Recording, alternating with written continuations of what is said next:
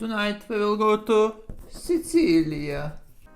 In these tough and depressing pandemic times, when we are only allowed to leave our houses if we are out of toilet paper, the best alternative to travel without abandoning your fortress is wine. So sit back, relax and join me on 20 Italian wine regions with Corkbreaker. Let's go! This is the second region of my personal Italian experience, but unfortunately it happened 8 years ago and I could not fully appreciate all the biggest Mediterranean island can give. But it was the first time when I saw a mountain with some vanilla ice cream on top during the summer, and it was the first time when I was walking on the volcano. On the Pacific island nation of Vanuatu. I'd never heard of it either, but it's crazy how close this guy got up to just this raging torrent of lava. Well, more like by the volcano. And I can advise those who are going to the Etna, don't put the white shoes on. Okay, so what is a Sicilian wine region? Well, I can tell you what you probably don't want to hear. I'm not ready for this. It is an island of bulk wine. They make around 800 million liters of wine every year, what is similar to the Puglia and more than Australia, Bulgaria and Chile put together. But only 20% of the wine is bottled. I have to be honest, I was shocked that it still exists. I thought that the export of masculine and tannic red and flavorless white wine to the north is only a history. But no. So if you are having a bottle of Italian wine, Vino Italiano or something like that, it probably has at least a drop of Sicily in it. The reason why there is so much bulk wine is simple. The island is perfect for grape growing. It is blessed with consistent sunshine and moderate rainfall. Warm and dry climate with coastal breezes help to avoid mildews and rot. All of these conditions do not ask for lots of help from chemicals, so almost 83% of the vineyards are organic. But in the late 20th century, these near-perfect growing conditions played a key role in the Sicilian wine downfall. Government offered subsidies to the farmers for upgrading their low-yield vineyards to high-yielding pergola and Guyot training techniques. This change made imbalanced and flavor-lacking wines. Quite similar happened with Marsala. Once it was the finest wine in the southern Italy, but after Phylloxera, 2 world wars, winemakers saw an opportunity and changed this wine to a great companion for cooking. Again, your choice. You don't have to put it in, but I always put some in.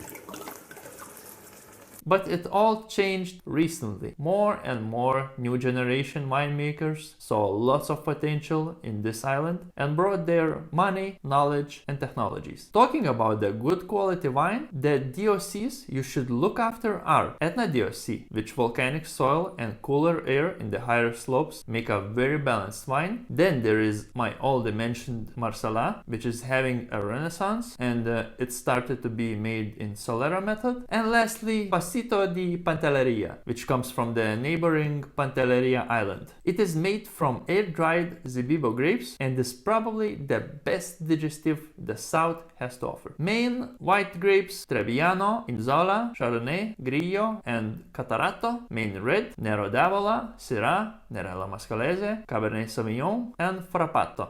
Let's see what else you can find on this island. First of all, one of the recommendations I found was to chat with noisy merchants at the Pesceria fish market in Catania. And right away I remembered this guy. Signora, I limone, signora! So I don't know, maybe one day when I will speak a bit more Italian, I will go there. So the first stop would be Alcantara Gorge or Gorge. I could not find the exact pronunciation. It is a massive rock formation near the town of Taormina. Looks like a perfect spot for some high-engaging Corkbreaker wine photos. And you can also do a body rafting.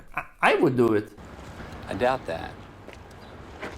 Next stop is about food in Palermo. So I would wake up, go to some kind of cafe, take espresso and eat 5 cannoli. Then I would take a street food walking tour. Not the biggest fan of the tours, but I heard too much about Sicilian street food and I would give it a shot for this adventure. After that, I would go back to the hotel, take a nap, and for dinner I would eat 10 cannoli. Big cannoli fan right here. Please tell me you have a sweet pretzel left. We do.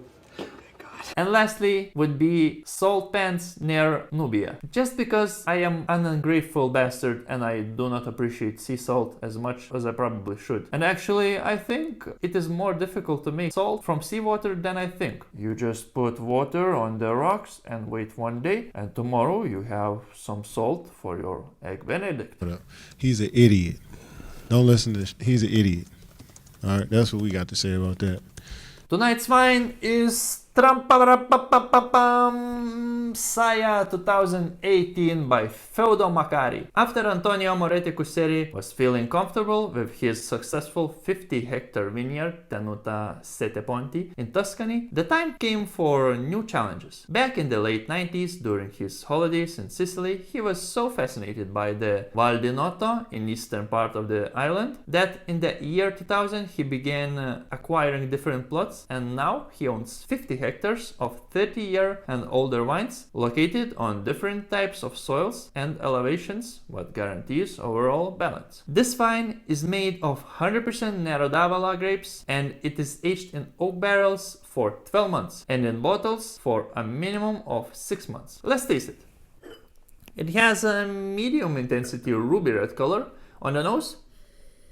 Strawberries, cherries and cherry stones, black currant, black spice and burnt wood. Mouth has medium plus acidity, high warming alcohol and medium silky tannins. On the palate, balanced taste of cherry jam and black chocolate. I chose this wine because of the Nero d'Avola grape. It really became a synonym to the Sicily and its red wines. Let me know in the comments what your favorite place in Sicily is. If you push the like button, that will help me a lot. And if you follow and subscribe, that will help me even more to become a social media superstar. Salute!